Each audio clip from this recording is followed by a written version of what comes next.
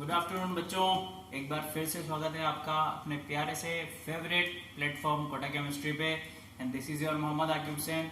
बच्चों, आज हम लेकर आए हैं आपके लिए क्लासिफिकेशन ऑफ हाइड्रोकार्बन्स की। हम हाइड्रोकार्बन्स को किस तरीके से क्लासिफाई करेंगे एंड फर्दर हम उसे डिटेल में किस तरीके से पढ़ेंगे, आज हम वो लेकर आए हैं आपके लिए। तो बच्चों, स्टार्ट करते हैं क्लास अपनी with the classification of hydrocarbons. Okay, hydrocarbons को यहाँ पर हमने टेबुलर फॉर्म में क्लासिफाई करने की कोशिश की है, जिससे आपको जो लर्न करना है कि किस तरीके से क्लासिफाई होता है वो इजी हो जाए। देन अभी हम क्या करेंगे, अभी ये टेबल समझते हैं, देन हम वन बाय वन इसके बारे में डिटेल से पढ़ेंगे। ठीक है, तो क्लासिफिकेशन देखते हैं। आइए, हाइड्रोकार्बन्स को we can classify into types में हम क्लासिफाई कर सकते हैं बेटा। एक होता है आपका एसाइक्लिक, दूसरा होता है बेटा साइक्लिक। एसाइक्लिक और साइक्लिक से ही समझ में आ रहा होगा। एसाइक्लिक जिसमें कोई साइकिल नहीं हो, यानी सिंगल चेन की फॉर्म में हो या ब्रांच्ड चेन की फॉर्म में हो, कुछ साइकिल में नहीं हो, यानी कुछ रिपीट नहीं हो रहा हो, एसाइक्लिक।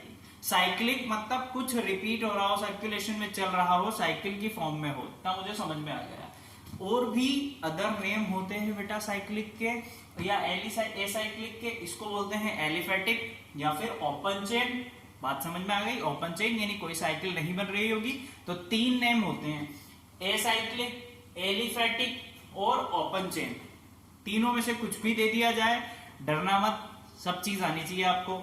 इधर भी तीन ही नेम होते हैं बेटा। देखो, एक साइक्लिक, रिंग बोलते ही मुझे समझ में आ गई बात। क्लोज्ड चेन बोलते भी मुझे बात समझ में आ गई कि कुछ कहीं ना कहीं साइकिल ही बन रही होगी। ठीक है, हम दो तरीके से क्लासिफाई कर सकते हैं, एक जिसमें साइकिल बनेगी, दूसरी जिसमें साइकिल नहीं बनेगी। ठीक है, अब आ जाओ, पहले ओपन चेन को डिस्कस कर लेते हैं कि जिसमें साइकिल फॉर्म नहीं हो रही है वो कैसे क्लासिफाई होगा फर्दर। तो ओपन चेन बेटा होता है, क्या होता है, एसाइक्लिक कंपाउंड्स या एसाइक्लिक हाइड्रोकार्बन्स, जिसमें ऐसा कंपाउंड्स जिसमें क्या हो, ओपन चेन की फॉर्म में कार्बन अटैच्ड हो या कार्बन आपस में एक ओपन चेन की फॉर्म में जुड़े हो, whether it is straight chain और ब्रांच्ड चेन। ठीक है, कार्बन कंपाउंड्स आपस में एक चेन की फॉर्म में जुड़े हुए होते हैं, चाहे वो स्ट्रेट चेन हो या ब्रांच्ड चेन हो। बात समझ में आ रही है बेटा? तो ऐसे कंपाउंड्स को हम बोलते हैं एसाइक्लिक। ठीक है, अब इन्हें फर्दर भी हम क्लासिफाई कर सकते हैं। देखो, हमने बोला स्ट्रेट चेन या फिर ब्रांच्ड चेन। ठीक है, स्ट्रेट चेन मतलब जो कंपाउंड्स हैं एक सीधी लाइन में जुड़े हुए हों। ब्रांच्ड चेन मतलब उसमें से कुछ ब्रांच निकल रही हो। एग्जाम्पल के तौर पे आप देखें, एग्जाम्पल अगर हम देखते हैं बेटा, तो CH3, CH2, CH3। देखो जरा क्या है, ये एक सीधी चेन दिखाई दे रही है मुझे, ओपन चेन है, कहीं पर भी क्लोज नहीं हो रही है। अगर कंपाउंड के नेम की बात करें तो ये है प्रोपेन। क्या है बेटा? प्रोपेन। ठीक है, वहीं अगर मैं ब्रांच्ड चेन की बात कर रहा हूं तो ब्रांच्ड चेन इस तरीके से होगा। ठीक है, CH3, CH3, CH3, CS, एक और C ले लेते हैं और यहां पर CH3 ले लेते हैं, ये भी ले लेते हैं हम CH3, और दीज आर ब्रांच्ड। कितनी सारी ब्रांच निकली हुई है। ठीक है, तो इसकी नेमिंग हम बाद में करेंगे, नेमिंग आपको सिखा देंगे। अभी जस्ट आपको बताया है कि ब्रांच्ड चेन का मतलब क्या होगा कि एक तो सीधी चेन है और उसमें ऐसे आसपास क्या है, ब्रांच्ड जुड़ी हुई है कार्बन कंपाउंड्स की। ठीक है, तो स्ट्रेट चेन और ब्रांच्ड चेन में आपको समझ आ गया होगा बेटा। अब हम फर्दर स्ट्रेट चेन को भी क्लासिफाई कर सकते हैं दो टाइप्स में, सैचुरेटेड और अनसैचुरेटेड। सैचुरेटेड और अनसैचुरेटेड क्या होता है बेटा? सैचुरेटेड जिसमें कार्बन सिर्फ सिंगल बॉन्ड में ही कंबाइन होते हैं, ऐसा हाइड्रोकार्बन्स जिसमें कंपाउंड्स एक सिंगल बॉन्ड से ही आपस में जुड़ा होता है, वो होता है आपका सैचुरेटेड या फिर एल्केन। क्या होता है बेटा? एल्केन। ठीक है, जैसे अभी हमने लिखा था, ये सिंगल बॉन्ड से जुड़ा हुआ है। अनसैचुरेटेड क्या होगा? जिसमें कार्बन कंपाउंड्स डबल बॉन्ड और ट्रिपल बॉन्ड से जुड़े हुए हों। लेट सपोज अगर एग्जांपल की बात करें बेटा, ये देखो, ये डबल बॉन्ड से जुड़ा हुआ है और ये ट्रिपल बॉन्ड से जुड़ा हुआ है। तो इस टाइप की चेन को या इस टाइप के कंपाउंड्स को हम क्या बोलते हैं? अनसैचुरेटेड या फिर सैचुरेटेड हाइड्रोकार्बन्स। बात समझ में आ रही है? अब ब्रांच्ड चेन में भी सेम टाइप होता है, सैचुरेटेड और अनसैचुरेटेड। सैचुरेटेड वही बेटा जो सिंगल बॉन्ड से जुड़ा हुआ हो, अनसैचुरेटेड फर्दर एल्कीन एल्काइन होगा, ये हमें पता है। बात समझ में आ गई? तो ए साइक्लिक हम देख चुके, ओपन चेन के बारे में हम देख चुके हैं कैसा होता है, ओपन चेन हाइड्रोकार्बन्स कैसा होता है, ये हम देख चुके हैं। चलो, ये बहुत इंपॉर्टेंट पार्ट है, साइक्लिक, रिंग और क्लोज्ड चेन।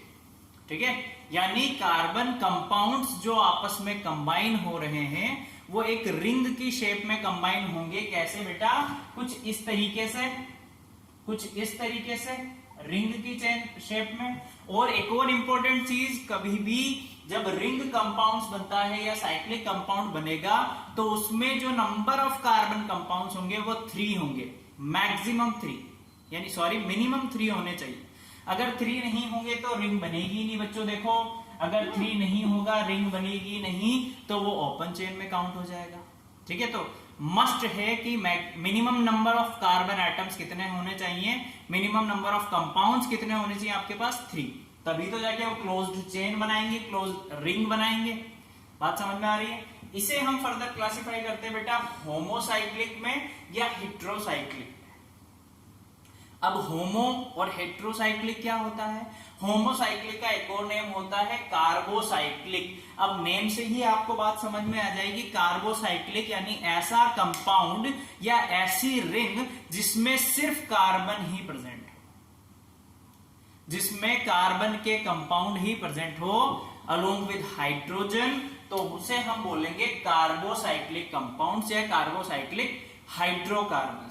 तो भाई हेट्रोसाइक्लिक किसे बोलेंगे आप? जिसमें कार्बन के अलावा भी अदर एलिमेंट्स लाइक सल्फर हो, नाइट्रोजन हो, ऑक्सीजन हो, वो रिंग बना रहा हो, तो वो हो जाएगा आपके पास हेट्रोसाइक्लिक। ठीक है, अब कार्बोसाइक्लिक को भी हम फर्दर डिवाइड कर सकते हैं बेटा एलिसाइक्लिक में और एरोमेटिक में। ठीक है, एलिसाइक्लिक जिसमें सिर्फ और सिर्फ कार्बन सिंगल बॉन्ड से कंबाइन हो रहा है, लाइक दिस।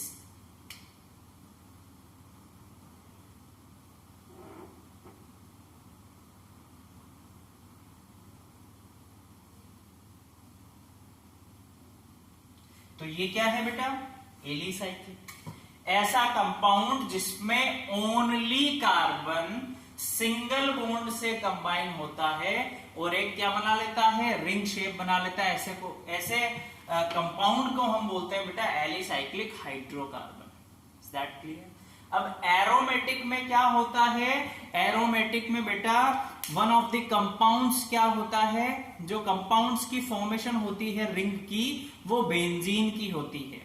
कहां से आइसोलेटेड होता है वो? बेंजीन शेप में। तो हम इसे फर्दर क्लासिफाई कर सकते हैं बेंजोइड में और नॉन बेंजोइड में। बेंजोइड इन द सेंस सिर्फ बेंजीन हो हमारे पास, इस तरीके से ये बेंजीन होता है बेटा। और नॉन बेंजोइड यानी बेंजीन के ऊपर कुछ कंपाउंड लिखा हुआ हो, कुछ एक अलग से कंपाउंड हो, कुछ इस तरीके से। बात समझ में आ रही है ना? ये बेंजोइड हो जाएगा, ये नॉन बेंजोइड हो जाएगा। अब इधर आ जाओ हेट्रोसाइक्लिक में। मुझे एक बात पता है कि कार्बन के अलावा भी जो रिंग है उसमें एलिमेंट्स प्रेजेंट होंगे लाइक सल्फर, नाइट्रोजन, ऑक्सीजन। तो ये होंगे बेटा हेट्रो एलिसाइक्लिक और हेट्रो एरोमेटिक। हेट्रो एलिसाइक्लिक जिसमें कार्बन के अलावा इस वाले में, इसके कार्बन के अलावा अदर एलिमेंट भी प्रेजेंट हो इस रिंग में जो सिंगल बॉन्ड से जुड़ा हुआ है, तो वो हो जाएगा हेट्रो एलिसाइक्लिक। ठीक है, और हेट्रो एरोमेटिक कौन सा होगा? जिसमें जो बेंजीन की रिंग बन रही है उसमें क्या हो? कार्बन के अलावा एलिमेंट प्रेजेंट हो। जैसा हमने हेट्रोसाइक्लिक में बोला कि जो रिंग बन रही है उसमें सल्फर भी प्रेजेंट हो। मान लो ऐसे ऐसे आपकी रिंग बन रही है और यहां पर जो एलिमेंट है वो सल्फर है, तो ये कौन सा हो जाएगा? ये वाला नॉन बेंजोइड, हेट्रोइड। ठीक है, बात समझ में आ गई? तो ये है बच्चों क्लासिफिकेशन हमारे पास हाइड्रोकार्बन्स का, आप इसे नोट डाउन कर लीजिए। देन हम वन बाय वन एसाइक्लिक से लेकर एलिसाइक्लिक तक या साइक्लिक तक हम डिटेल में पढ़ते हैं। और हाइड्रोकार्बन्स ये वाला थोड़ा सा पार्ट देख लेंगे, सैचुरेटेड अनसैचुरेटेड क्या होता है, एल्केन्स एल्काइंस क्या होता है।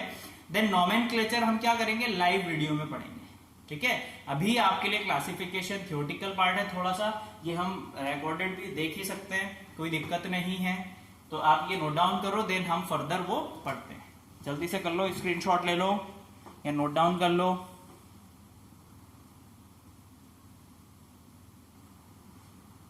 चलो बेटा, हमने क्या किया है, अब वन बाय वन हमने जो क्लासिफिकेशन पढ़ा था अभी, उसे हम डिटेल से पढ़ रहे हैं वन बाय वन। चलो स्टार्ट करते हैं। देखो फर्स्ट हमने लिखा है बच्चों यहाँ पर ओपन चेन और एसाइक्लिक कंपाउंड। ओपन चेन और एसाइक्लिक कंपाउंड मतलब जिसमें एक ओपन चेन हो, कोई भी साइकिल नहीं बन रही हो। Acyclic means without cycle, open chain हो।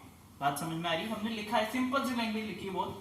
When the compounds contain open chain of carbon atoms, की बात समझ में आई, which may either straight, जो स्ट्रेट भी हो सकती है और ब्रांच्ड भी हो सकती है, ठीक है, आर कॉल्ड ओपन चेन और एसाइक्लिक कंपाउंड्स। तो बात समझ में आ रही है? They may also be saturated or unsaturated based upon the nature of bonding in the carbon atom. तो जो ओपन चेन है बेटा, वो सैचुरेटेड भी हो सकता है, अनसैचुरेटेड भी हो सकता है। वो डिपेंड करता है कि कार्बन कार्बन के बीच जो बॉन्डिंग है वो कैसी है।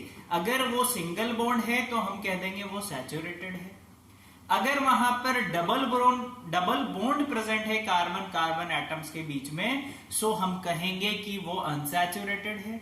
अगर कार्बन कार्बन के बीच में बच्चों ट्रिपल बॉन्ड प्रेजेंट होगा, then we will also say that there will be unsaturated hydrocarbons। बात समझ में आ रही है? चलो एग्जांपल हमने कुछ लिखे हैं यहाँ पर, देखिए जरा। तो बच्चों ये क्या होगा, ये है मेथेन, ये कार्बन के साथ 4 हाइड्रोजन जुड़े हुए हैं। ओपन चेन का हम अभी एग्जाम्पल देख रहे हैं, ये 2 कार्बन के साथ हाइड्रोजन जुड़े हुए हैं, ये 3 कार्बन के साथ हाइड्रोजन है, और ये एक ब्रांच जो बनाने की हमने कोशिश की है कि कार्बन के साथ एक और ब्रांच में कार्बन जुड़ा हुआ है और उसके साथ 3 हाइड्रोजन जुड़े हुए हैं, तो उसे हम क्या बोलेंगे, आइसोब्यूटेन। बात समझ आ रही है बेटा आपको? So these are open chain hydrocarbons basically. समझ में आ गई? जिसमें कोई भी साइकिल प्रेजेंट नहीं हो। अब आ जाओ बेटा दूसरी तरफ, जो था कार्बोसाइक्लिक या फिर क्लोज्ड चेन या फिर रिंग कंपाउंड जो हम पढ़ रहे थे। तो सेकंड भी हमने यहां पर लिखा है, वो क्या था, जिसमें एक क्लोज साइकिल बन रही हो, क्लोज्ड चेन हो या एक रिंग टाइप का स्ट्रक्चर हो कंपाउंड्स का, उसे हम बोलते हैं बेटा कार्बोसाइक्लिक, क्लोज्ड चेन या फिर रिंग कंपाउंड्स, हाइड्रोकार्बन्स बेसिकली, ठीक है। कंपाउंड्स यूज कर रहे हैं अभी हम वर्ड हाइड्रोकार्बन्स की जगह, तो ऐसा कंफ्यूज मत होना। चलो, the compounds which contain closed ring or cyclic structure of carbon atoms are known as cyclic or closed chain compounds या hydrocarbons। बात समझ में आ रही है? जिसमें एक रिंग बन रही हो या क्लोज्ड चेन हो या फिर साइकिल बन रही हो बेटा, तो ऐसे कंपाउंड्स को हम बोलेंगे क्लोज्ड चेन, साइक्लिक या फिर या फिर रिंग कंपाउंड्स या हाइड्रोकार्बन। बात समझ में आ रही है? इन्हें हम फर्दर डिवाइड कर सकते हैं बेटा किस टाइप्स में, 2 टाइप्स में फर्दर हम डिवाइड कर सकते हैं। कौन सा? कार्बोसाइक्लिक और हेट्रोसाइक्लिक। अब कार्बोसाइक्लिक भी देखो हमने क्या लिखा है यहाँ पर, कार्बोसाइक्लिक मैंने आपको अभी क्लासिफिकेशन जब बताया था बेटा, कार्बोसाइक्लिक यानी ऐसे कंपाउंड्स जिनमें ओनली कार्बन ही प्रेजेंट हो। समझ आ रही है बात? चलो देखो, when the ring consists all the atoms of carbon, the compounds are said to be carbocyclic। यानी ऐसा कंपाउंड्स जिसमें सिर्फ और सिर्फ कार्बन एटम प्रेजेंट हो। मेन कंपाउंड्स की बात कर रहे हैं अपन, मेन पेरेंट चेन की बात कर रहे हैं जो कार्बन से बनी हुई हो। ऐसा नहीं कि हाइड्रोजन प्रेजेंट ही नहीं होगा, आपने तो मना करा है। कार्बोसाइक्लिक में कार्बन के साथ हाइड्रोजन तो होगा ही सही, तभी तो हम हाइड्रोकार्बन कह रहे हैं। तो हाइड्रोकार्बन बेसिकली है ही बेटा कॉम्बिनेशन कार्बन हाइड्रोजन का। ठीक है। तो बेसिकली हम बात कर रहे हैं कार्बोसाइक्लिक हाइड्रोकार्बन्स की। Are you getting my point? सिर्फ कार्बन ही होगा हाइड्रोजन के साथ, अदर कोई एलिमेंट्स नहीं होगा, तो वो हो जाएगा कार्बोसाइक्लिक कंपाउंड्स। कार्बोसाइक्लिक्स को भी हमने फर्दर दो टाइप्स में पढ़ा है, एक है एलिसाइक्लिक और एक है एरोमेटिक। ठीक है। अब एलिसाइक्लिक क्या है बेटा, देखो जरा, इन एलिसाइक्लिक कंपाउंड्स, ध्यान से देखना, 3 or more carbon atoms are present and all the carbon present in the ring are linked by single covalent bond। हमेशा कौन सा बॉन्ड बन रहा हो बेटा, सिंगल कोवेलेंट बॉन्ड, और सारे एटम्स कौन से हों, ओनली कार्बन एटम्स हों। देखो जरा, for this reason their property are almost similar, क्योंकि यहां पर भी कार्बन है बेटा, यहां पर भी कार्बन है, सो जो प्रॉपर्टी है कार्बन के प्रेजेंस की वजह से ऑलमोस्ट सेम होती है एलिसाइक्लिक की एलिफैटिक की तरह। बात समझ में आ रही है? क्योंकि कार्बन ही प्रेजेंट है, अदर कोई दूसरा एलिमेंट्स है ही नहीं। तो देखो यहां पर हमने कार्बन के कंपाउंड्स बनाए कि 3 एलिमेंट्स तो मिनिमम होने ही चाहिए, 3 से ज्यादा हो सकते हैं, 3 से कम नहीं होंगे, क्योंकि रिंग बनने के लिए हमें 3 कार्बन तो चाहिए ही है, मस्ट है, हमारे पास 3 कार्बन होना चाहिए। 3 कार्बन हम सिंगल बॉन्ड से जुड़ेंगे तो एक रिंग बना लेंगे और उसे हम बोलेंगे साइक्लो कार्बोसाइक्लिक। ठीक है, ये है साइक्लोप्रोपेन, ऐसे ये है साइक्लोब्यूटेन क्योंकि इसमें 4 कार्बन है, ये है साइक्लोपेंटेन क्योंकि इसमें 5 कार्बन है। अभी ये नेमिंग के ऊपर आप जोर फोकस मत करना कि नेमिंग कैसे हो रही है, नेमिंग के लिए हम अच्छे से नोमेनक्लेचर रूल्स पढ़ेंगे बेटा सारे, कि नेमिंग कैसे की जाती है, किसे पेंटेन बोला जाता है, किसे ब्यूटाइन बोला जाता है, किसे हेक्सेन बोला जाता है, हम सब बहुत अच्छे से रूल पढ़ेंगे। तो अभी नेम पे फोकस मत करो, अभी हाइड्रोकार्बन के क्लासिफिकेशन पे फोकस करो। तो इतनी बात आपको समझ में आ गई, एलिसाइक्लिक तक हो गया है। अब बी पार्ट होगा इसका एरोमेटिक। ठीक है, तो आप इसका स्क्रीनशॉट ले लो, देन एरोमेटिक हम देखते हैं।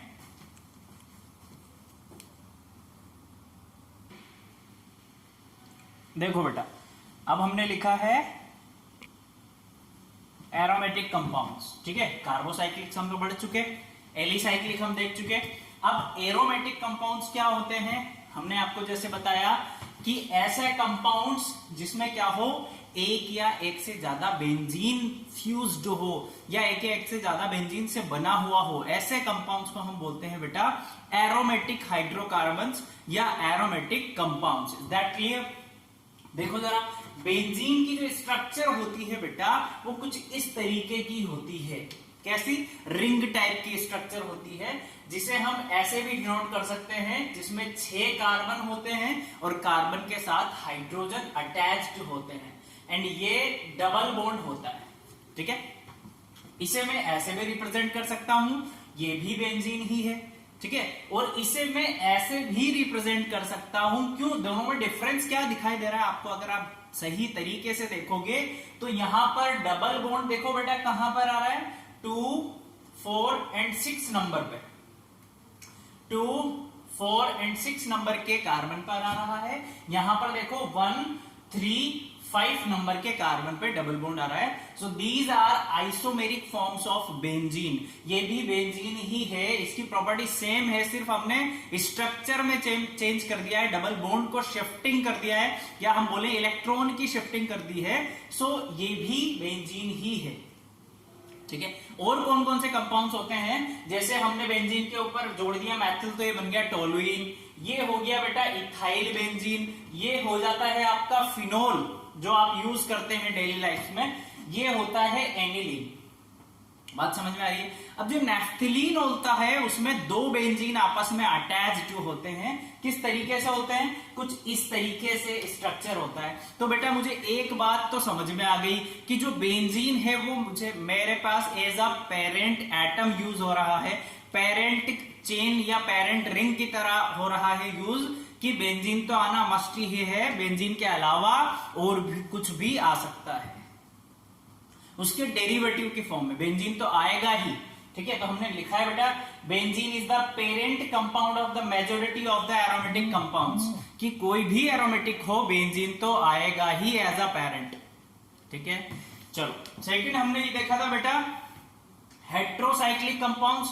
तो हेट्रोसाइक्लिक कंपाउंड्स क्या हो रहे थे, जिसमें बेंजीन के साथ या जिसमें कार्बन के अलावा अदर जो एटम्स हैं वो प्रेजेंट थे, अदर जो एलिमेंट थे वो प्रेजेंट थे। कौन, समथिंग लाइक नाइट्रोजन प्रेजेंट है, ऑक्सीजन प्रेजेंट है, सल्फर प्रेजेंट है कार्बन के अलावा।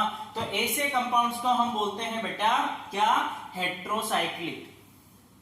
ठीक है, एग्जाम्पल में हमने आपको बताया, देखो यहां पर नाइट्रोजन प्रेजेंट है तो ये पायरोल हो गया, यहां पर ऑक्सीजन प्रेजेंट है तो ये फ्यूरेन हो गया, यहां पर नाइट्रोजन प्रेजेंट है बेटा तो ये देखो क्या बन गया, पायराइडीन बन गया।